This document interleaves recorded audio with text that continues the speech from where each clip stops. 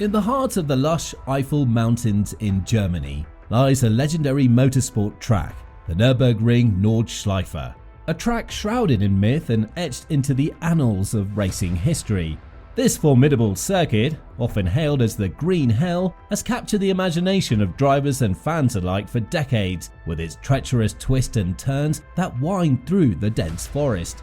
However, despite its mystique and illustrious history, Formula One has chosen to keep its distance from this track.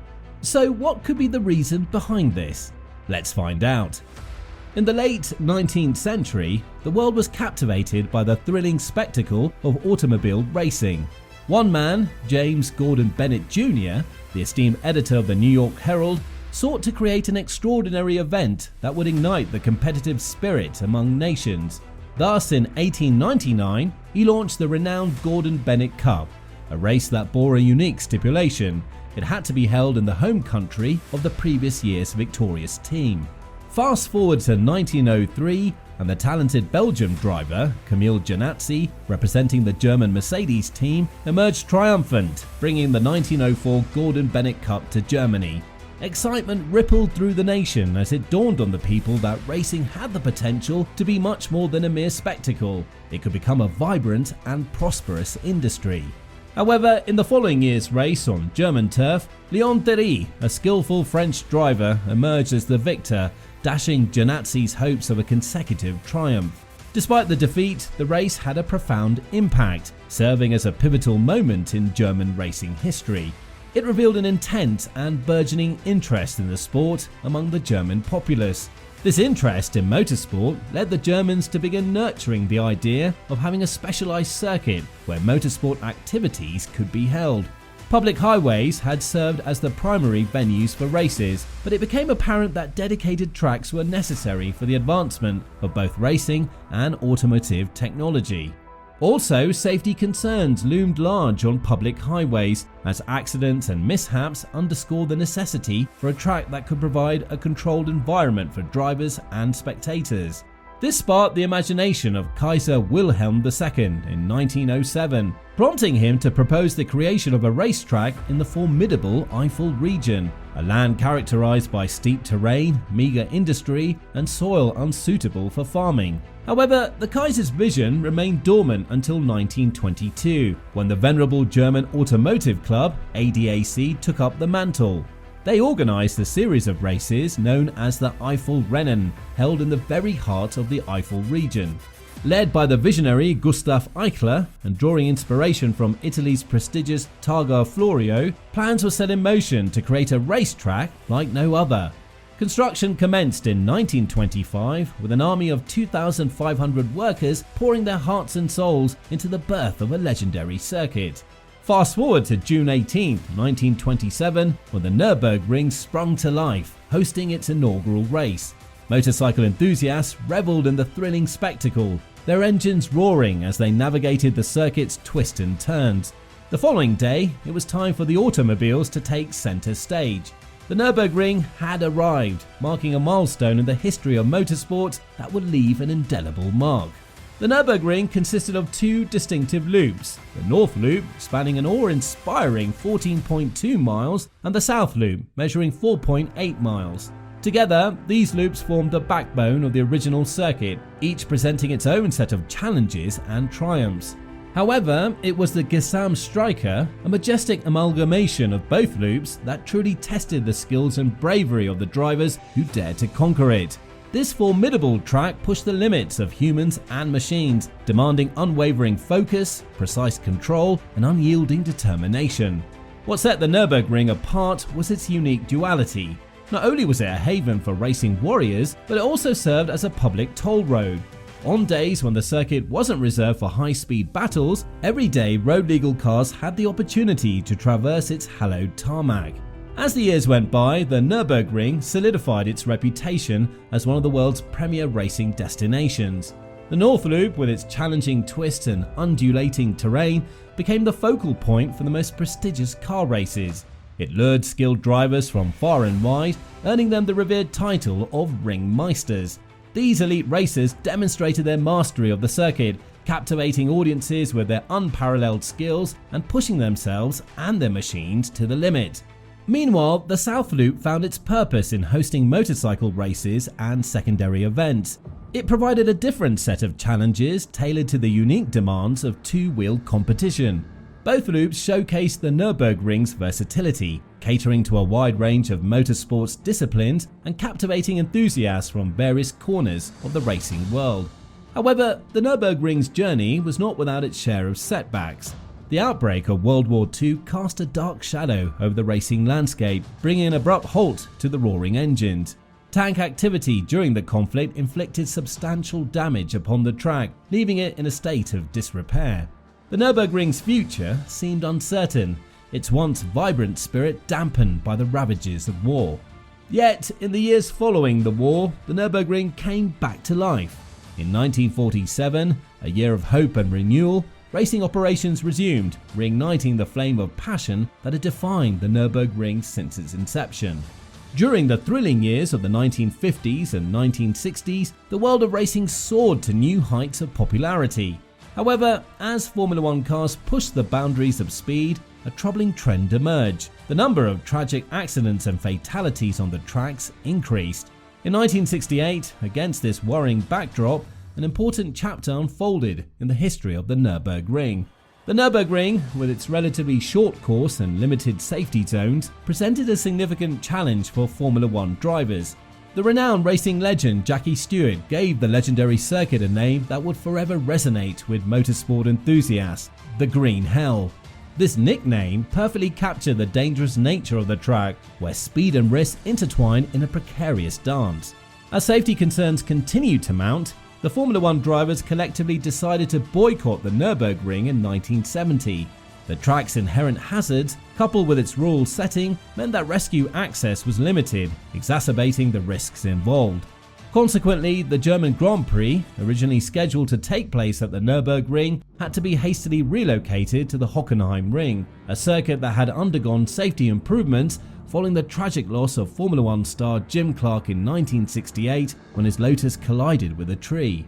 In an attempt to address safety concerns, modifications were made to the Nordschleife section of the Nürburgring. Some bends were removed and efforts were made to smoothen out severe bumps. However, despite these changes, certain parts of the track still harbored the potential for high-speed vehicles to become airborne. Additionally, the rural nature of the circuit presented challenges in terms of providing efficient access for rescue vehicles. The final blow came during the 1976 German Grand Prix, marking the end of Formula One activities at the Nürburgring. The summer of 1976 brought safety to the forefront of the Formula One world. The sport had become increasingly dangerous, with cars outpacing the safety measures implemented at many circuits. The tragic deaths of drivers such as Roger Williamson, Francois Sever, Peter Rebson, Helmut Koenig and Mark Donoghue highlighted the gravity of the situation. The toll of fatalities had reached an alarming level. Several drivers openly expressed their fear and apprehension, particularly when it came to the Nürburgring. As the Formula One circus arrived at the ring during that fateful summer, a sense of anxiety permeated the air. One concern the drivers had was the sheer length of the track. With its expansive layout, the Nürburgring required a large number of marshals and extensive equipment to ensure the safety of participants.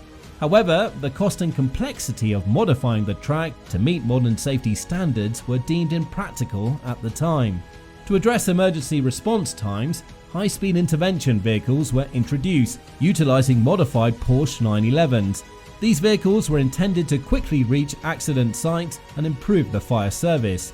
However, despite these efforts, the vastness of the track meant that it still took considerable time for assistance to arrive, leaving drivers vulnerable to potential hazards, including fires.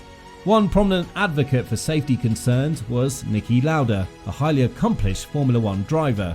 Lauda expressed his apprehension about racing on the Nürburgring, considering it too dangerous for modern standards. He emphasized the high stakes involved, stating that even the slightest issue with the vehicle could result in fatal consequences. Lauda's concerns were rooted in statistical probabilities, highlighting the significant risk compared to other contemporary circuits. During a meeting with fellow drivers before the 1976 race at the Nurburgring, Lauda urged them not to participate in the race. However, following a vote, most drivers agreed to proceed with the race. As rain poured down just moments before the start of the Grand Prix, the tension and excitement on the track reached new heights. However, the wet conditions posed a challenge for the drivers, and all except Jochen Mass of McLaren opted for wet weather tyres. At the beginning of the race, Clay Regazzoni, driving for Ferrari, took the lead, positioning himself ahead of championship contender James Hunt in his McLaren and Mass. But Regazzoni's spin on the first lap caused him to slip down to 4th place. The ever-changing weather conditions played a significant role in the race, as most drivers quickly made their way to the pits to switch from wet tyres to slicks. This strategic move gave Mass a notable advantage as he skillfully navigated the hazardous and unpredictable track conditions that varied from one corner to the next. Along a straight stretch of approximately 400 meters, a sharp left turn awaited the drivers, followed by a tight right-hand turn beneath a cliff at Bergwerk. It was at this precise moment that Niki Lauda's Ferrari encountered a fateful turn of events.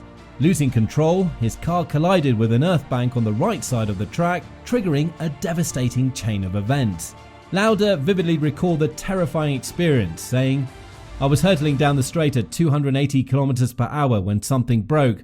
I crashed straight into the wall and my car burst into flames. Trapped in the inferno for what felt like an eternity, but it was actually 55 seconds, with temperatures soaring to 800 degrees until I was finally rescued. I had crashed head-on into the wall. In those moments, I came agonizingly close to losing my life, and there were instances where I believed I might have even crossed over to the other side."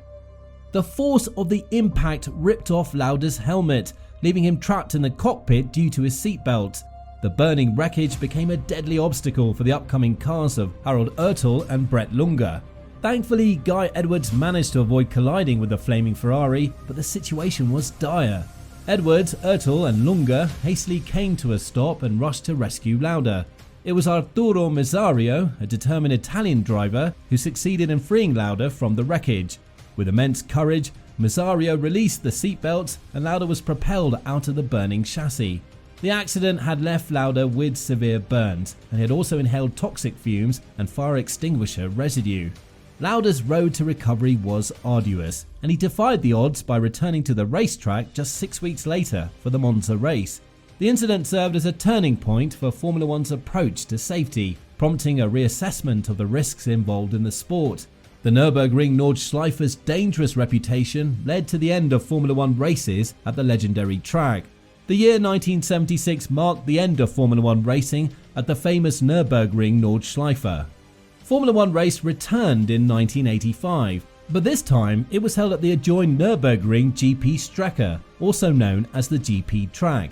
Compared to the famous Nurburgring Nordschleife, the Grand Prix track offers a different experience.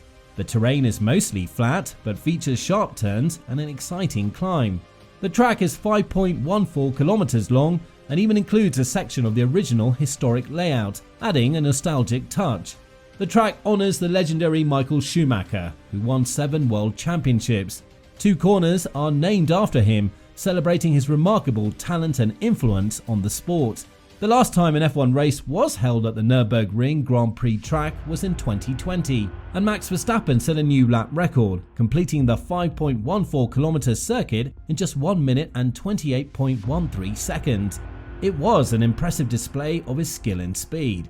However, the Nordschleife can be accessed by anyone with a valid driver's license and can be utilised as a public access route.